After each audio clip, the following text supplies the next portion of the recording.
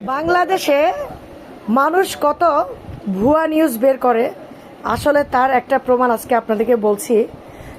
গতকালকে দেখলাম যে বলল রিয়াজউদ্দিন বাজার নাকি মানুষ 10-20 টাকা করে কাঁঠাল বিক্রি করতে পারতেছে না, পচে যাচ্ছে। কাঁঠালের ছবি দিয়ে পোস্ট করলো। পরবর্তীতে আমি কাঁঠালের জন্য পাঠাই, এখন যাকে পাঠাইলাম তিনি নাকি যে 20 টাকা দিয়ে কাঁঠাল খুঁজতেছে, কিন্তু 20 টাকার লোক বলছে আপনি 20 টাকার কাঁঠাল কোথায় পেলেন? তো বললো যে না আপনারা কি খবর দিলেন? তো আসলে খবরে ওনারা বলছে ভুয়া। তো এসব ভুয়া নিউজকারীদেরকে কি করা উচিত আপনারা বলেন।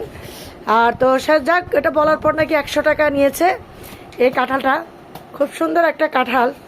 তো যাই হোক, আপনাদের প্রধানমন্ত্রী শেখ হাসিনার হাটটায় আপনারা দেখেন, চেহারা দেখতে হবে না, ওনার নাম হচ্ছে শেখ হাসিনা। তো আমরা কিন্তু আমাদের ঘরের মন্ত্রীটা কি আর কি যে শেখ হাসিনা। হ্যাঁ, তুমি এই দেখেন কোষটা দেখো তো একটু ভাবি, সেই না সেই সুন্দর। তো 100 টাকা হিসেবে কাঁঠালটা অনেক ভালো হয়েছে দেখেন, তার সাথে আছে সরিষার তেল ফ্রি দিয়েছে।